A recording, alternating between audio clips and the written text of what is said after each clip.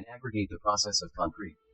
Making starts with making cement, the crucial binding material that holds the water and aggregates together in concrete. There are many different kinds of cement, but the most commonly used is ordinary Portland cement. It was named by its inventor as such because its color resembled the stone chlorine on the Isle of Portland in Dorset, England. The primary raw materials used in cement production are limestone and clay. They are typically obtained from quarries by blasting or using heavy machinery to extract them from the earth's crust. The extracted materials are transported to the crushing plant where they are crushed into smaller pieces. The crushed limestone and clay are then mixed in appropriate proportions to form a raw meal. The raw meal is transferred to a mill which consists of a large rotating cylinder. Inside the mill, the raw materials are ground into a fine powder. This grinding process enhances the efficacy of the subsequent chemical reactions and ensures the uniformity of the raw meal composition. The powdered raw meal is then heated in a preheated tower where hot gases from the kiln are used to raise the temperature. As the raw meal moves through the preheater, it undergoes partial calcination, which means that some of the carbonates in the limestone decompose to form calcium oxide lime. The preheated and precalcined raw meal enters a rotary kiln, which is a long centrifugal furnace. The temperature in the kiln reaches around 1450 degrees Celsius or 2642 degrees Fahrenheit. In the kiln, the raw materials undergo a series of complex chemical reactions and sintering, resulting in the formation of small marble-sized nodules called clinker. The clinker consists of calcium silicates, illuminates and ferrites. The clinker is discharged from the kiln and passes through a clinker cooler where air is blown through it to reduce its temperature. Cooling the clinker is important to maintain its quality and prevent the formation of undesirable crystal formations. The cooled clinker is then ground with gypsum and other additives such as fly ash, slag or pozzolana in cement mills to produce fine powder. Gypsum is added to control the setting time of the cement. Once prepared, the cement is ready for transport to the concrete factory. Because cement is such a crucial part of concrete cement plant, laboratories check each step in the manufacture by frequent chemical and physical tests. The labs also analyze and test the finished product to ensure that it complies with all industry specifications. Now that the cement is ready, it's time to source the aggregate. Aggregate is the most important component of concrete, comprising up to 75% of concrete by volume. When it comes to composition, aggregate is composed of both gravel and sand. The sand is added so the spaces in between the gravel are completely filled, thereby giving the concrete stronger bonding and consistency. A well-graded aggregate, which is a balanced mixture of coarse and fine particles, reduces the requirement of cement, thereby making the whole process much more cost-effective.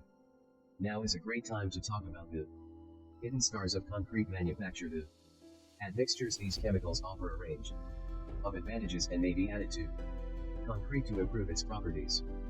Plasticizers give the concrete greater workability, which refers to its ability to be easily molded and placed without segregation or excessive bleeding of water, allowing it to reach congested areas. Accelerators or retarders are another type of admixture that fasten or slow down the setting time for concrete.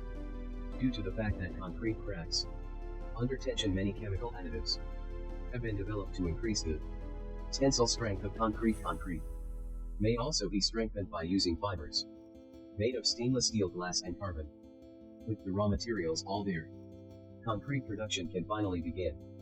The first step is to measure the proportions of cement aggregate at mixtures and water based on the desired strength and characteristics of the concrete. In fact, concrete mix design is an entirely different discipline, dedicated to finding out the right proportions of raw materials in order to reach a target tensile strength. Moreover, building codes have been developed that specify the ratio of cement aggregate and water based on the different types of construction. The next step is to mix the ingredients thoroughly to create a uniform mixture. Traditionally, this was done manually using shovels on a flat surface such as a concrete slab. However, nowadays concrete mixers are commonly used, which automate and speed up the process. The mixing process ensures that the cement particles are evenly distributed throughout the aggregates.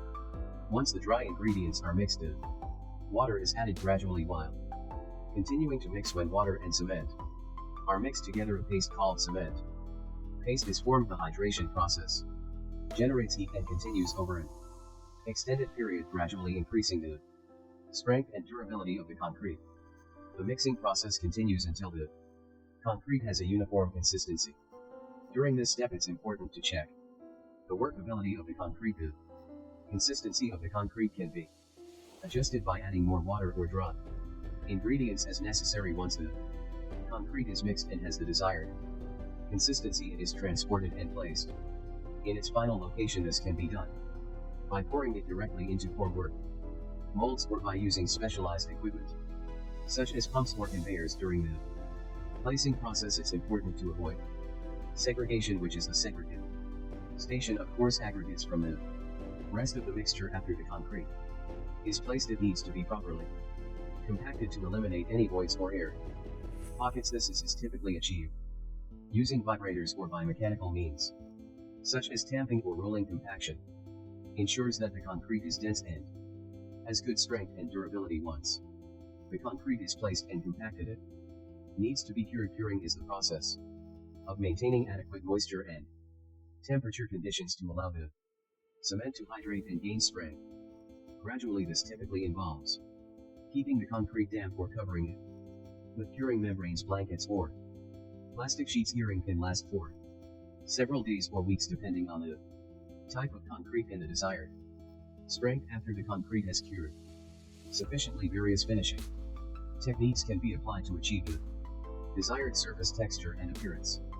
This can include techniques such as smoothing, leveling, healing, or applying decorative finishes. Owing to its versatility, cement is the most widely used construction material in just the United States. Over $4 billion worth of hydraulic cement, a variety that hardens underwater, is produced annually for use in $20 billion worth of concrete construction globally. The concrete industry is estimated to be over $600 billion, which, trust me, is a lot of zeros.